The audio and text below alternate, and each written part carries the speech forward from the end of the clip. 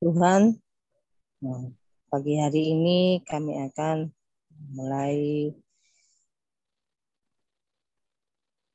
kepada kami, ya Tuhan, biarlah Engkau pimpin kami untuk mengerti akan kebenaran firman-Mu. Terima kasih ya Tuhan, kalau kami dapat mendengarkan firman-Mu pagi hari ini, biar bawakan kebenaran firman-Mu. Hanya dalam nama Tuhan Yesus Kristus kami berdoa, haleluya, amin. Amin. Ya, terima kasih Bu Maria. Nah, selamat pagi Bapak Ibu. Kita lanjutkan kelas kita, materi kita yaitu tentang ini ya, pengakuan iman rasuli. Nah, pagi ini kita masuk ke bagian berikutnya. Aku percaya kepada Allah, Bapa yang Maha Kuasa, Khalik langit dan bumi. Ya, Bapa yang Maha Kuasa, Khalik langit dan bumi. Nah, saudara, kalau kita mengaku setiap minggu, maka Allah itu kita akui ya, kita sebut, kita ucapkan dengan sebutan Bapa. Nah, ini yang beda ya dengan yang lain. Jadi memahami Tuhan, ya, memahami Allah, memanggil Allah dengan sebutan Bapa. Nah, tadi disebut Bapa yang Maha Kuasa. Nah, ini bukan soal hubungan saja, relasi antara Bapa dengan anak, tapi sebenarnya kata Bapa yang Maha Kuasa itu sebenarnya namanya atau sebutannya juga. Nah, coba lihat di Yesaya 9 ayat yang kelima dikatakan, sebab seorang anak telah lahir untuk kita, seorang putra telah diberikan untuk kita, lambang pemerintahan ada di atas bahunya, dan namanya disebutkan orang, penasehat, ajaib, Allah yang perkasa, Bapa yang kekal, Raja damai. Nah, ini nubuatan tentang Kristus.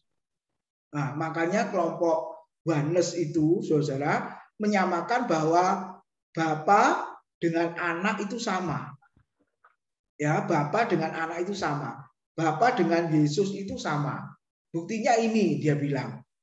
Ini kan nubuatan tentang Kristus. Nah, Kristus disebut apa? Bapa yang kekal, Raja damai. Tapi sebenarnya terjemahan Bapa yang kekal kan kurang tepat. Sebenarnya terjemahan lama ini yang lebih tepat, yaitu Bapa kekekalan. Nah, jadi siapa Kristus itu? Dia disebut atau punya nama lain dengan sebutan Bapa kekekalan. Jadi Yesus bukan Bapa itu sendiri. Nah, jadi waktu kita mengaku aku percaya kepada Allah, Bapa ya yang Maha Kuasa, itu sebenarnya ditujukan kepada Allah Bapa. Ya, bukan Yesus. Karena nanti Yesus bagian yang lain lagi ya setelah ini, saudara. Nah, jadi supaya jangan bingung, ya pernah murid saya juga berkata seperti ini, loh Pak, Bapak kan sama dengan Yesus, loh kok bisa? Iya, itu ayatnya. Yesaya pasal 9 ayat 5. Nah, ini kan nubuat tentang Kristus. Makanya Kristus disebut Bapa yang kekal. Nah, Bapa yang kekal tidak sama dengan Bapa yang Maha Kuasa yang kita akui setiap minggu itu. Ya, pribadi yang berbeda.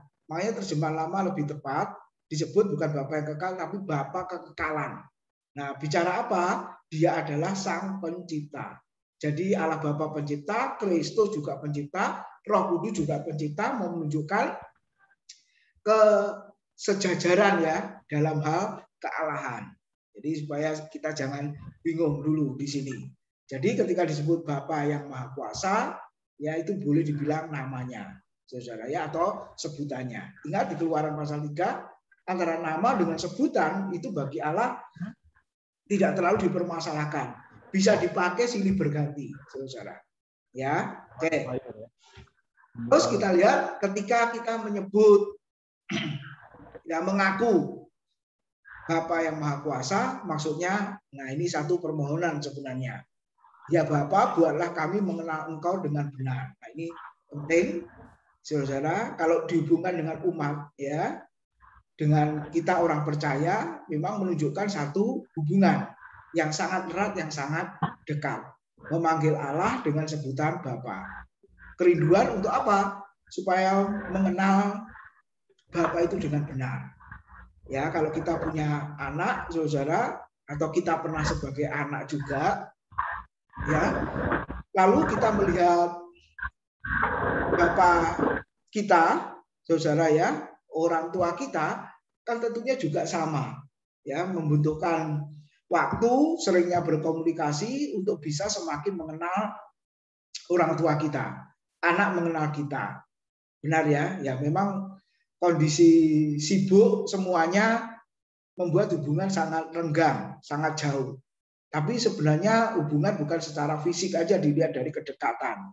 Ya, tapi seringnya komunikasi walaupun kita berjauhan, saudara, seperti pada pagi hari ini kan kita berjauhan. Tapi juga kita dekat, kenapa? Karena masih bisa saling berkomunikasi. Demikian juga ketika kita menyebut ya percaya kepada Allah, ya Bapa yang Maha Kuasa, artinya buatlah kita ya mengenal Bapa itu dengan benar. Ya Bapa, buatlah kami mengenal Engkau dengan benar. Nah, saudara, Allah dapat dikenal melalui ciptaannya. Ini yang disebut dengan wahyu umum. Coba kita lihat. Pak Engkau bisa baca Mazmur 19 ayat 1 sampai dengan ayat yang kelima. Di dalam kitab Mazmur pasal 19 ayat 1 sampai dengan ayat yang kelima. Minta tolong Pak Engkau baca. Mazmur berapa? 19. Mazmur berapa, Pak? 19, Pak. 19 ayat 1 sampai 5. Ya, ayat berapa? 1 sampai 5. Mazmur 19 ayat 1. Ya. Firman Tuhan. Untuk pemimpin biduan, Mazmur Daud. Langit menceritakan kemuliaan Allah, dan cakrawala memberikan pekerjaan tangannya. Ayat 2. Hari meneruskan berita itu kepada hari, dan malam menyampaikan pengetahuan itu kepada malam. 3. Tidak ada berita dan tidak ada kata. Suara mereka terdengar. 4. Tetapi gema mereka terpencar ke seluruh dunia, dan perkataan mereka sampai ke ujung bumi. Ia memasang kemah di langit untuk matahari. 5. Ya. Yang keluar bagaikan pengantin laki-laki yang keluar dari kamarnya. Girang bagaikan pahlawan yang hendak melakukan perjalanannya. Amin. Ya, amin. Terima kasih. Jadi sudah lihat, ini berbicara tentang wahyu umum, di mana langit bumi dengan segala isinya. Di situ dikatakan menceritakan kemuliaan Tuhan, memberitakan Tuhan sendiri. Jadi orang bisa mengenal Tuhan, mengenal Allah itu melalui ciptaan, saudara. Ya, makanya profil WA saya beri foto gerhana matahari ya. Pak Sarip juga di situ gerhana matahari. Mungkin yang lain juga, saudara. Karena apa? Di situ dikatakan tidak ada suara. Ya, kita lihat waktu Tuhan menciptakan langit dan bumi, jadilah. Itu yang mendengar suaranya siapa? Enggak ada, saudara-saudara. Ya, Adam aja ciptakan hari yang ke-6 kan. Jadi hari pertama sampai dengan hari yang ke-5, ketika Allah berfirman, jadilah, jadilah, suaranya tidak terdengar tadi dikatakan, saudara. Tapi gemanya, ya pantulannya, istilahnya begitu ya, sampai hari ini. Gema mereka terpencar ke seluruh bumi. Kemuliaan Tuhan, kebesaran dan keagungan Tuhan, saudara, terpencar sampai ke seluruh bumi. Nah, orang bisa memahami, ya, orang bisa yakin bahwa di balik ya alam semesta ini ada tangan yang kuat yang sudah menciptakannya. Nah, ini yang kita lihat ya. Ketika berdosa, nah akhirnya ternyata manusia menyembah berhala atau menyembah Allah-Allah yang lain. Jadi harusnya kembali kepada Tuhan Allah Sang Pencipta, tapi akhirnya bertolak belakang dan menyembah berhala. Nah, di dalam terjemahan lama doa Bapa kami. Ya Bapa kami yang di surga, dipermuliakanlah kiranya namamu. Jadi saudara, ini satu pengagungan benar ya dari umatnya, dari murid-muridnya. Kita menyebut Bapa kita yang di surga, lalu dipermuliakanlah kiranya namamu. Nah, apakah kalau kita tidak memberi kemuliaan, ya kurang mulia? Oh tidak, saudara ya. Sebab dia tidak butuh kemuliaan dari kita, dia memang sudah mulia. Nah, ini menunjukkan bahwa kita mengenal Dia dan kita memuliakan Dia, ya, atau memuji, meninggikan Dia. Nah, Tuhan Yesus juga pernah memberikan contoh di dalam doanya. Nanti dibaca Yohanes pasal 17 itu Yesus juga menyebut Bapa. Saudara ya, Yesus menyebut Bapa. Nah, Allah yang benar itu ada di dalam firman-Nya. Lalu yang kedua, ketika kita mengaku Bapa yang Maha Kuasa, berarti ya Bapa, arahkanlah kami untuk memuliakan Engkau. Jadi kalau yang pertama tadi supaya semakin mengenal saudara, dan yang kedua arahkanlah kami untuk memuliakan Engkau. Nah, maksudnya apa? Coba kita lihat. Allah itu roh, ayat-ayat pendahuluan ya yang lalu. Barang siapa menyembah Dia harus menyembahnya dalam roh dan kebenaran. Yohanes 4 ayat 24. Nah, artinya dalam roh itu adalah secara rohani.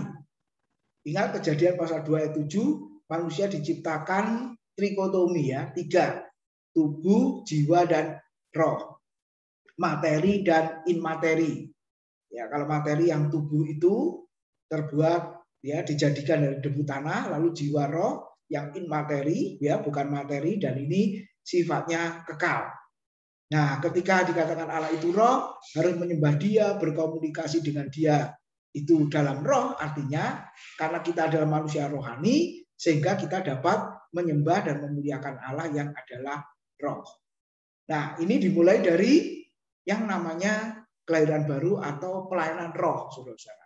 2 Korintus pasal 3 ayat 7 ya, di situ disebut betapa lebihnya lagi pelayanan roh yang memimpin kepada kebenaran. Jadi Roh Kudus berkarya dalam hidup kita, orang berdosa memperbarui saudara sehingga kita menjadi manusia baru ya melalui kelahiran baru sehingga bisa berhubungan ya dengan Tuhan yang adalah roh itu. Nah, ketika dikatakan berdosa, maka putus hubungan dengan Allah. Artinya rohnya saudara sudah tidak connect, tidak nyambung lagi. Nah, makanya perlu Kristus datang untuk sebagai pengantara ya antara kita orang berdosa dengan Tuhan. Saudara. Nah, itu yang kita lihat di dalam bagian yang kedua. Jadi kalau sudah diciptakan menjadi manusia baru, maka kita boleh terus memuliakan Dia. Lalu yang ketiga, ini juga penting, saudara. Ketika kita menyebut Bapa yang Maha Kuasa, artinya ya Bapa, satu permohonan ya, aturlah hidup kami bagi kemuliaan-Mu. Saudara lihat, kita mulai dari pemazmur ya, mengatur hidup ya untuk kemuliaan Tuhan dimulai dari pikiran. Ya, kita juga punya pikiran, perasaan, kehendak. Lihat, pikiran. Mazmur 104 ayat 33 sampai 34. Dikatakan biarlah renunganku manis kedengaran kepadanya. Nah, ini jadi lagu ya, saudara-saudara. Jadi lagu. Biarlah renunganku manis kedengaran kepadanya. Kemudian terjemahan lama mengatakan sedaplah bagiku berpikir-pikir akan Dia. Nah, Bapak Ibu ketika merenungkan tentang Tuhan, ya, apakah ada rasa sedap istilahnya, rasa nikmat. Ya, kalau kita menyantap makanan, saudara, kalau enak, sedap, nikmat, kita berkata enak, ya, sedap, nikmat. Demikian juga, saudara, ketika kita menyebut Allah itu adalah Bapa yang Maha Kuasa, ketika kita memikirkan Dia saja, apakah memperlihatkan keindahannya dalam hidup kita? Itu berdoa, waktu memuji Tuhan. Teristimewa waktu membaca Alkitab, waktu mempelajari firman Tuhan, saudara, ada di dalam kelas-kelas ya, seperti pada pagi hari ini, apakah kita bisa merasakan ya sedap nikmatnya ketika memikirkan tentang Tuhan. Nah, ada satu buku lama dengan judul Sukacita apa ya? Itu buku hermeneutika, saudara ya. Sukacita menafsir atau apa? Jadi ketika seorang hamba Tuhan meneliti firman Tuhan, menggali firman Tuhan, saudara, maka dia merasakan kesukacitaan itu. Ya, jadi memang betul Paulus mengatakan bersukacitalah di surat Filipi itu bersukacita yang bukan karena keadaan, Bapak Ibu ya, tapi ketika berhubungan dengan Tuhan, ya orang itu bisa bersukacita. Nggak peduli apa yang sedang dihadapinya, saudara, ketika sudah dalam taraf ini, berpikir tentang Tuhan, merenungkan firman, itu merupakan satu sukacita, berarti saudara benar-benar hidup kita sudah diarahkan bagi kemuliaan Tuhan. Nah, apakah kita sudah merasakan sampai di sana, saudara? Jadi sudah tidak ada lagi ya istilah ya didoronglah, diajaklah ya, kecuali lupa mesti diingatkan. Tapi kalau dari dalam diri sendiri, saudara, seperti pengalaman pemazmur kita alami, wah itu luar biasa, saudara. Sedaplah bagiku berpikir-pikir akan Dia. Wah ini kan luar biasa. Oke, lalu yang kedua, hati. Yang pertama tadi pikiran, yang kedua hati. Dikatakan terjemahan lama, dan hatiku bersuka akan Tuhan kelak. Ya, lagunya itu kan, dan hatiku bersuka karena Dia. Nah, saudara lihat ya. Jadi pikirannya kalau dipenuhi dengan firman, hatinya bersuka cita, lalu tindakannya maka bisa berserah kepada kehendak Tuhan. Ketika menyebut ya Bapa yang Maha Kuasa, berarti pikiran, hati, tindakan. Saudara ya, akhirnya perbuatannya pasti sesuai dengan kehendak Tuhan. Nah, ada satu buku Pendeta Stephen Tong yaitu Pengudusan Emosi. Nah, berbicara soal ini, saudara. Ya, tulisannya di belakang covernya itu dikatakan kalau pikiran kita itu dipenuhi dengan firman, maka perasaan kita akan sama dengan perasaannya Tuhan. Nah, kalau perasaannya sama dengan perasaannya Tuhan, maka tindakan kita, perbuatan kita pasti sesuai dengan kehendak Tuhan.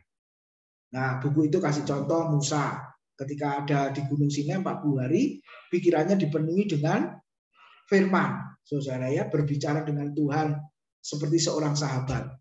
Lalu setelah itu turun di Keluaran pasal 32 ya, 31 32, melihat orang Israel menyembah patung lembu emas, Musa marah. Ya, ketika Musa marah, dihancurkan 2 loh batu itu. Tuhan juga marah. Nah, ini yang luar biasa ya. Musa mengikuti kemarahannya Tuhan. Tuhan marah, Musa juga marah. Saudara, makanya 2 loh batu itu dihancurkan. Seolah-olah dia berkata di hadapan Tuhan, sudah tidak ada hukum lagi. Ya, walaupun barusan diberikan kepada Musa, berarti hukum otomatis sudah berlaku. Nah, kalau tidak dihancurkan, saudara, orang Israel yang menyembah berhala, patung lembu berhala itu bisa binasa semuanya. Walaupun konsekuensinya juga mereka ada yang binasa. Tapi tidak semua, saudara. Nah, lihat ya. Jadi kalau pikirannya dipenuhi dengan firman, ya hatinya, perasaannya pasti sama dengan perasaannya Tuhan. Tuhan marah, kita juga marah. Tuhan membenci, kita juga membenci. Tuhan membenci dosa, kita juga membenci dosa. Tapi kenyataannya Tuhan benci dosa, kita senang dengan dosa. Nah, itu perasaan yang tidak sama dengan perasaan Tuhan. Kenapa? Karena pikirannya tidak dipenuhi dengan firman Tuhan, sehingga tindakannya pasti tidak sesuai dengan kehendak Tuhan. Jadi itu konsekuensi, Bapak Ibu, ketika kita mengakui, aku percaya kepada Allah, Bapa yang Maha Kuasa, Khalik langit dan bumi, seperti itu. Oke, sekarang yang kedua, saudara ya. Ketika menyebut Bapa yang Maha Kuasa, Khalik langit dan bumi, nah kita bicara kedekatan sekarang. Sebutan Bapa menunjukkan hubungan yang sangat dekat antara Bapa dengan anak. Nah, dasar ayatnya adalah Yohanes 1 ayat 12 sampai dengan ayat yang ke-13. Oke, saya baca ya, Yohanes 1 ayat 12-13. Oke, ada yang lain mau baca? Silakan. Supaya yang lain aktif, saudara-saudara. Ya, siapa mau baca silakan. Yohanes 1 ayat 12-13.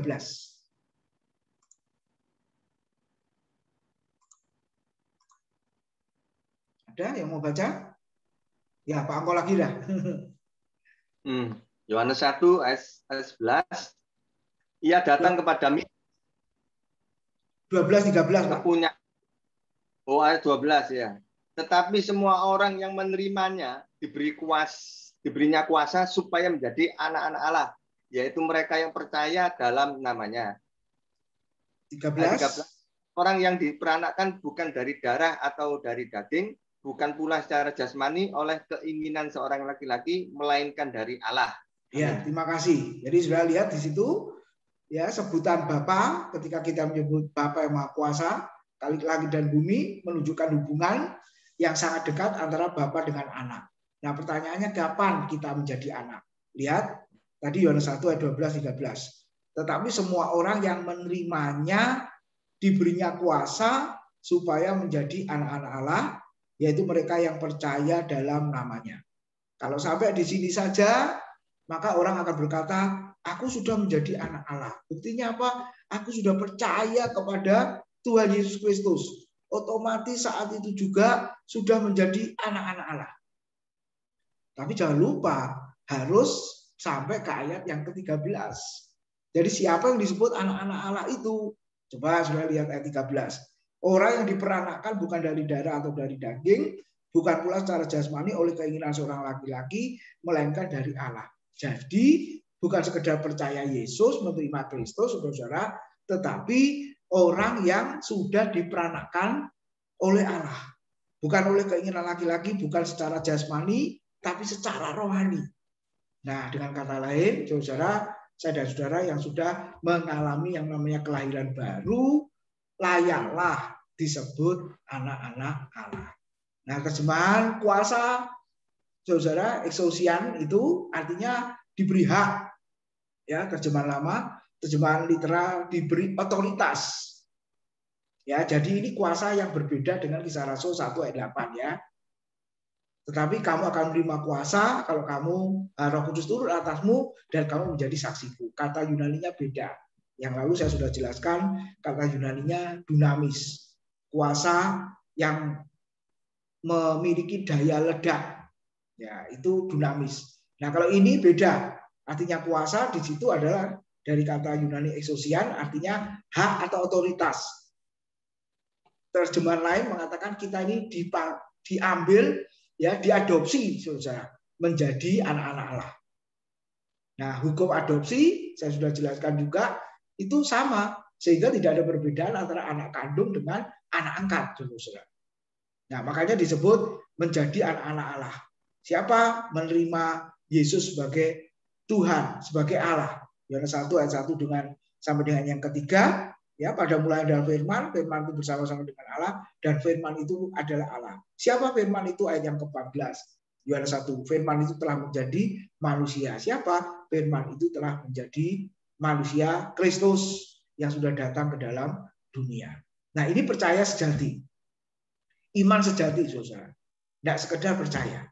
Sebab kalau hanya sekedar percaya, nanti baca di Yohanes pasal 8, kalau sudah lihat ayat 31 ya, mereka percaya tapi coba mau berusaha membunuh Yesus. Nah, ini kan aneh.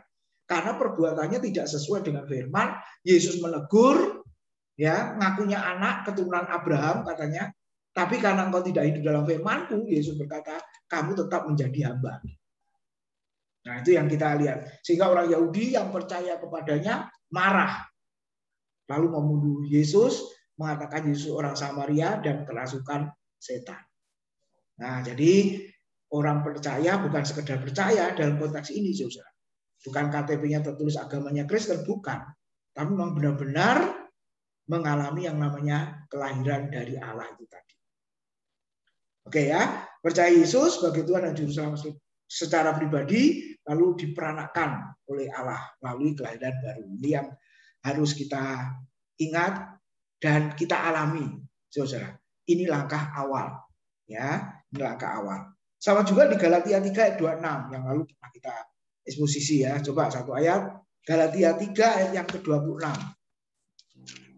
Ya, dikatakan sebab kamu semua adalah anak-anak Allah karena iman di dalam Yesus Kristus. Ya, sekali lagi Galatia 3 ayat yang ke-26. Sebab kamu semua adalah anak-anak Allah karena iman di dalam Yesus Kristus. Ayat 27 saya sambung. Karena kamu semua yang dibaptis dalam Kristus telah mengenakan Kristus dan seterusnya.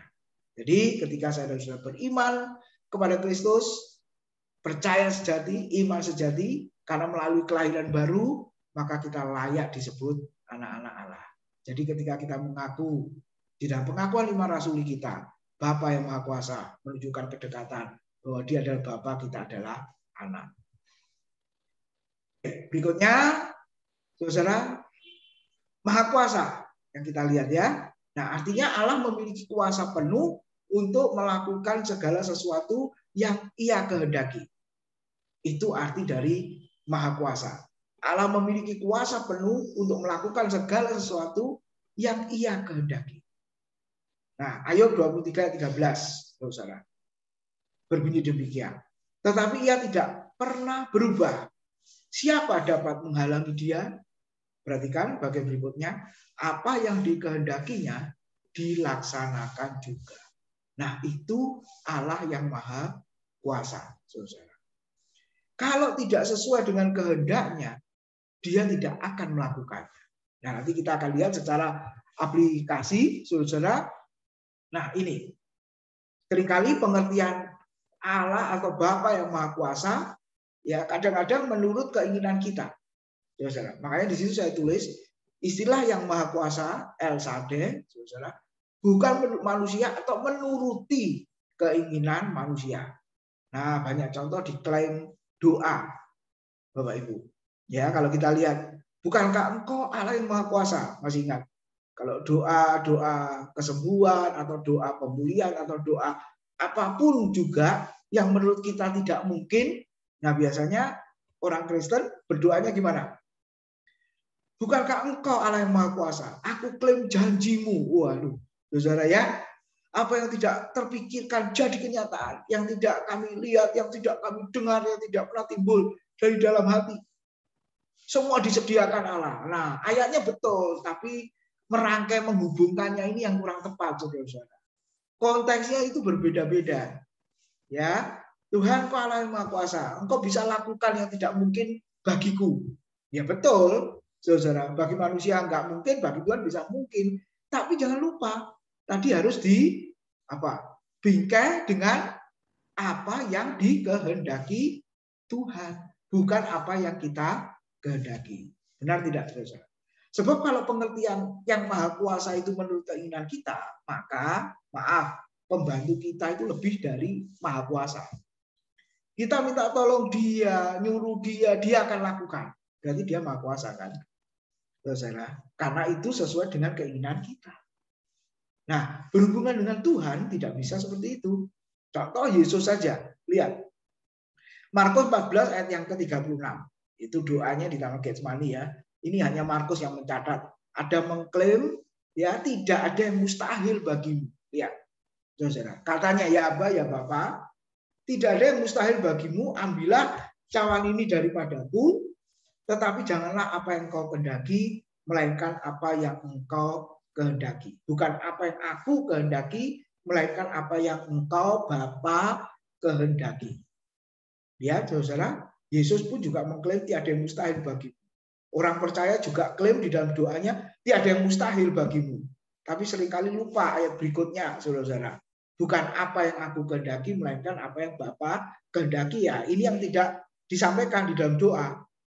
Ya, yang penting tiada yang mustahil bagimu. Engkau bisa lakukan apa saja. Tapi bukan menurut keinginan Tuhan, tapi keinginan kita.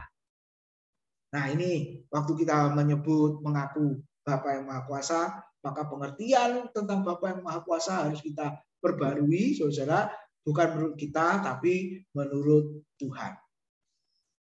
Oke, sampai di sini materinya. Silakan Bapak Ibu mau bertanya, menanggapi, ya, dipersilakan.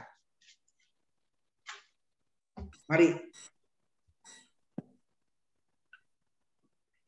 Ya, Pak Tin. Pagi, Pak Tin. Iya, tunggu dulu satu-satu. Ya, Pak Pendi dulu. Pak, halik. Ya. Halik itu arti apa, Pak? Sesungguhnya dua. Oh ya, oke, betul. Khalik, ya, itu artinya pencipta. Itu terjemahan Alkitab, mungkin terjemahan lama, Pak. Bentar, dicari dulu. Terjemahan lama. Ya, terjemahan lama, Pak. Coba lihat ya. Itu bahasa apa ya? Khalik, bahasa Indonesia. Bahasa Indonesia, Pak. Tapi terjemahan lama itu.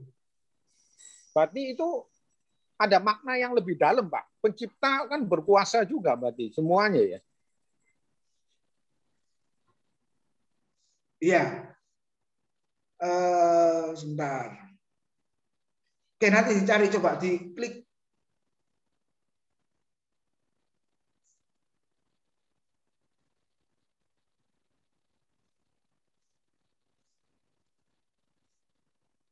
Oh iya, muncul Pak, banyak Pak, diklik Pak. Terjemahan lama Pak. Ini langsung muncul di Ayub 32 ayat 22. Tiada tahu aku membujuk orang, jikalau kiranya aku membujuk, baiklah kaliku, Ayub ya, menghapuskan daku pada sesaat ini juga. Di kitab Ayub 36 ayat 3, 37 ayat 7, juga Amsal 17 ayat 5. Barang siapa yang mengolok-olokkan akan orang miskin, ia itu mencela akan kaliknya. Ya. Jadi pertanyaan Pak Pendi, kalik itu adalah ya bahasa Indonesia tapi di dalam Alkitab terjemahan lama, Pak. Ya secara kamus itu artinya pencipta. Pencipta. Seperti itu. Itu Pak Pendi. Ya, makasih Pak. Ya, di Pengkhotbah pasal 12 ayat 1 juga ada. Ingatlah olehmu akan kalikmu. Terjemahan baru, ingatlah penciptamu pada masa mudamu. Itu ya. Nah, itu istilah kalik. Banyak. Yesaya juga banyak. Saudara-saudara. Yeremia, Hosea. Ya, jadi Alkitab terjemahan lama, lalu kita cari kata kalik, muncul semua di situ. Oke, terjemahan lama. Silakan Pak Ongko. Ya, iya Pak Tim. Kalau tadi dilihat pengakuan iman rasuli itu kan ada Anak dan Roh Kudus. Jadi itu mestinya kita percaya satu Tuhan kan itu Pak. Ya. Itu yang menjadi pedoman hidup kita itu yaitu. Jadi harus ada komitmen juga. Nah, kira-kira seharusnya kalau waktu baptis kan harusnya itu ada Pak ya. Tapi kenapa dibaptis-baptis kok tidak ada Pak ya? Kan maksudnya sakramen baptisan. Iya, waktu baptis itu pengakuan iman rasuli kan harusnya dianu kan, karena itu pedomannya gitu. Iya. Nah, tapi maksud yang dimaksud ini waktu dibaptisnya. Baptis kan ada yang tidak ada pengakuan iman rasuli juga. Oh harusnya, iya. Kan penting iya. itu Pak. Iya betul. Iman. Itu seperti yang Matius 28 itu. Itu yang dimaksud Pak Angko. Baptislah mereka dalam nama Bapa dan Anak dan Roh Kudus itu, atau? Iya. Tapi kan tidak dibacakan pengakuan iman rasulinya Pak. Oh iya. Ya memang ya itu tadi. Waktu di pendahuluan dulu saya sudah sampaikan ya. Tidak semua gereja menerapkan. Ya kan? Tidak semua gereja menerapkan. Yang menerapkan gereja Presbyterian, ya Protestan. Seperti itu. Tapi sebenarnya apakah itu milik gereja Protestan? Kan bukan. Karena itu kan ringkasan dari seluruh Alkitab kita. Nah makanya gereja kita melakukannya Pak Angko. Gereja lain juga yang Pentakosta yang saya kenal juga, itu juga melakukan. Ya, betul. Makanya kita pelajari pelan-pelan gitu ya. Tiap minggu sudah kita ucapkan, itu maknanya apa? Sudah kita akui, ya maknanya apa dalam hidup kita. Oke, itu yang sangat penting. Ya, masih ada lagi Pak Ko? Silakan yang lain Bapak Ibu. Putus-putus sih. Putus-putus ya? Iya. Iya. Ada sinyalnya bagus. Ya, yang lain bisa dengar Bapak Ibu? Bisa Pak. Oke Pak. Oke. Loh, oke. Iya, oke. Beginilah kesulitannya ya. Memang tadi putus Pak. Ya, oke, silakan. Ada lagi yang mau menyampaikan? Bu Lia, silakan. Cukup Pak, tahu kok Pak. Oh, sudah jelas ya. Oke, yang lain silakan. Pak Andrawan, Bu Jena, Bu Braningsih, Bu Maria, Pak Burhan. Silakan, masih ada waktu.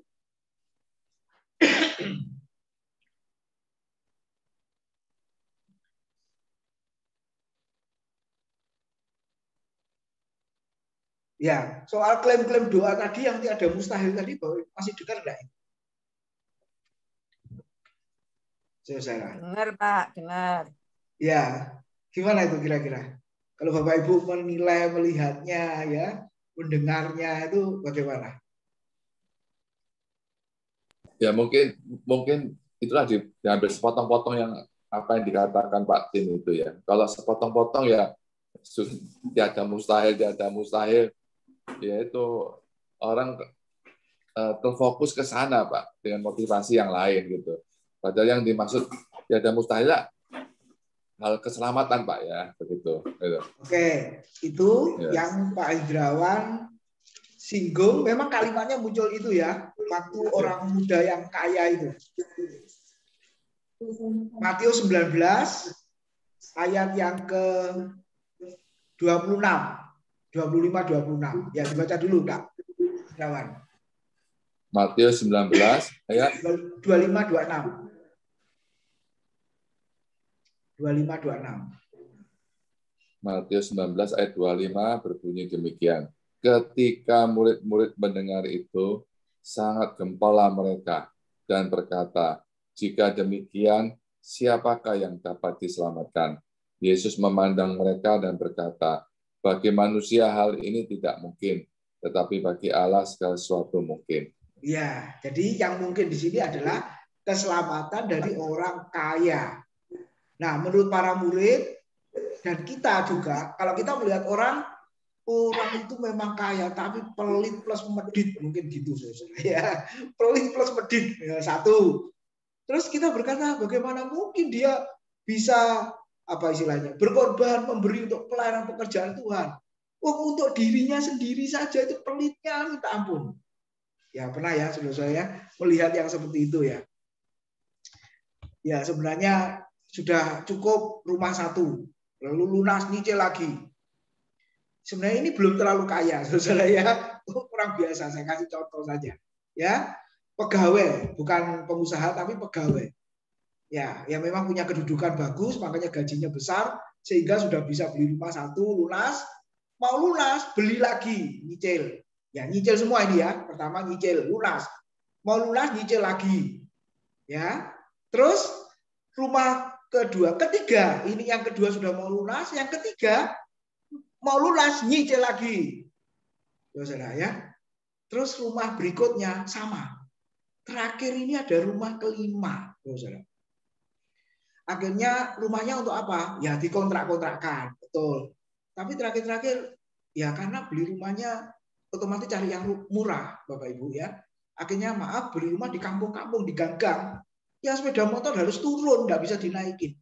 Nah masalahnya sih kalau dia jual lagi atau dikontrakkan sekalipun dengan harga yang sudah ditentukan, nggak laku sampai hari ini. Terus saya melihat orang yang seperti ini, kamu menikmati hidup itu kapan ya? Sampai dia berkata, lihat aku ini hemat, nggak pernah ke Bali, nggak pernah kemana-mana. Kenapa? Ya karena dia kepikiran untuk bayar itu. Nah sekarang sudah umur mau 60, nah, terus menikmatinya kapan, saudara-saudara? Nah jadi mungkin kita berpikir lah orang kayak gini coba lihat. Tapi saudara, Tuhan bisa ubahkan enggak? Ya kalau suatu saat akhirnya berubah total nggak bisa. Ini contoh yang sederhana. Ya orang seringkali kan melihat, menilai dari luarnya kan begitu. Menurut kita nggak mungkin. Satu contoh penjahat, saudara. Ya nggak usah penjahat lah. Ada teman hamba Tuhan. Ketika ada temannya dia, ya dengar bahwa dia jadi hamba Tuhan, dia berkata kepada saya begini, apa Pak Wid? Orang itu jadi hamba Tuhan, jadi pendeta. Iya, kenapa? Wah, kalau menurut saya itu tidak mungkin dia jadi hamba Tuhan. Loh kenapa tidak mungkin? Waduh, hidupnya dia itu rusak. Dulu itu rusak mudanya. Dia bilang gitu. Saudara, lihat ya. Menurut dia nggak mungkin. Tapi bagi Tuhan, mungkin. Contoh terakhir lagi, penjahat yang di penjara, Bapak Ibu. Kan ada pembinaan tuh di sana. Ya, ada pembinaan, firman Tuhan, ibadah. Ketika keluar dari penjara, ada yang jadi hamba Tuhan? Ada yang jadi hamba Tuhan. Ya, ada yang jadi hamba Tuhan. Nah, jadi menurut kita itu tidak mungkin. tapi menurut Tuhan mungkin. Jadi tergantung konteksnya apa. Kalau konteks soal keselamatan, menurut kita nggak mungkin diselamatkan. Jahatnya minta ampun, Pak. Jahatnya minta ampun. Tapi Tuhan bisa ubah? Bisa. Nah itu ya. Belum yang lain lagi soal ini, Ibu Maria. Ya, yang mengandung, ya belum menikah kan. Sampai dia juga berkata, bagaimana mungkin hal ini terjadi karena aku belum bersuami. Ya, malaikat memberitahu, loh kalau Tuhan yang bekerja, menurut manusia nggak mungkin, ya jadi mungkin kan. Ya, tapi kalau untuk sekarang sudah nggak ada ya. Kalau ada wanita yang hamil tanpa suami, ya itu mungkin, saudara-saudara. Gitu ya, itu mungkin ya, saudara ya, mungkin yang seperti itu. Tapi dalam konteks Ibu Maria enggak. Lalu Abraham dan Sarah umur 90 tahun ya, Sarah toh, Abraham berapa? Hampir 100 ya.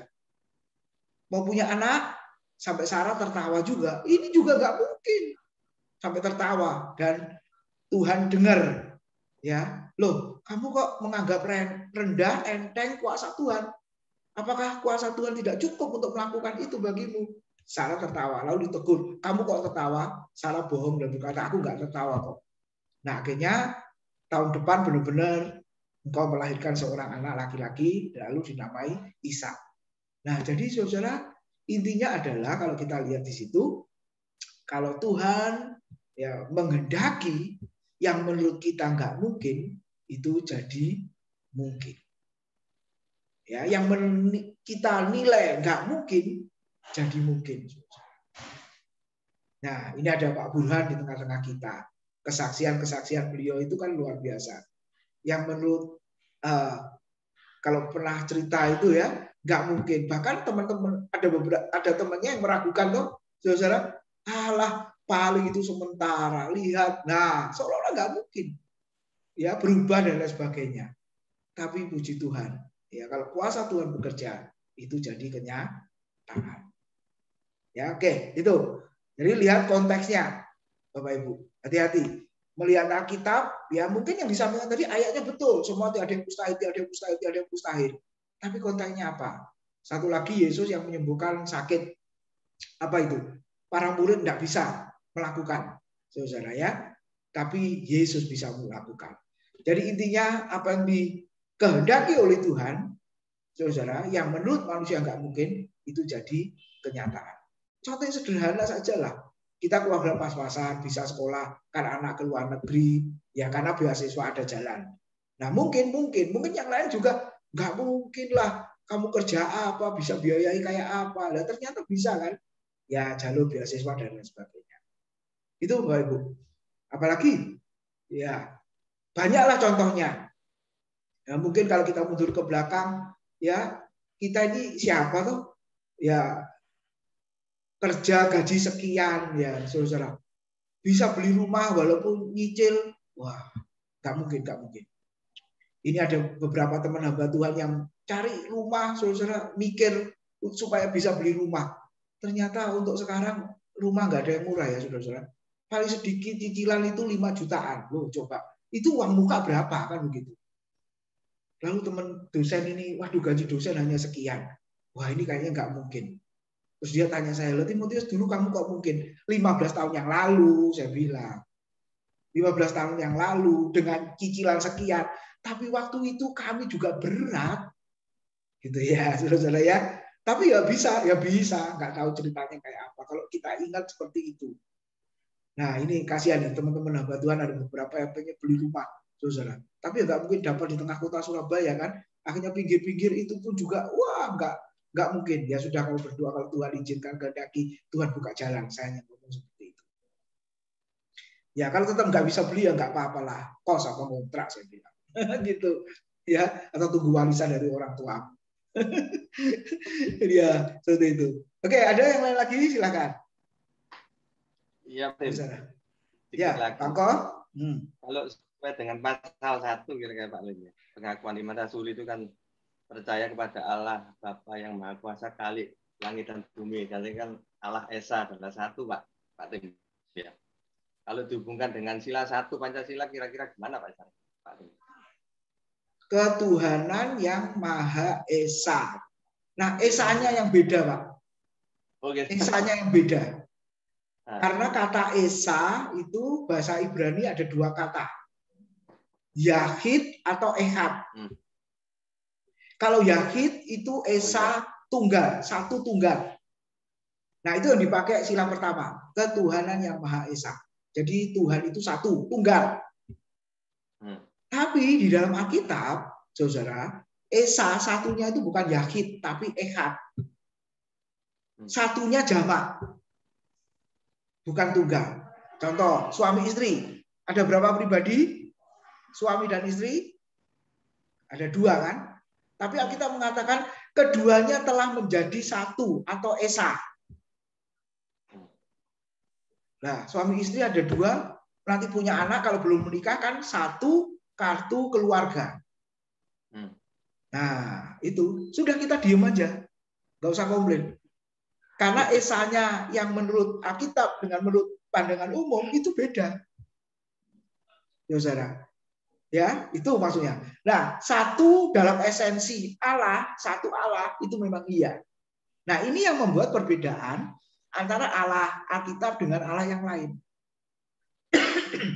Seringkali kan muncul pertanyaan, apakah Allah Kristen itu sama dengan Allah-Allah yang lain? Ya, pertanyaan klasik gitu. Ya, sama dalam hal apa, beda dalam hal apa? Kalau saya jawab, jawabannya dua, ya sama, ya beda. Sama artinya satu, Allah esensi, ya.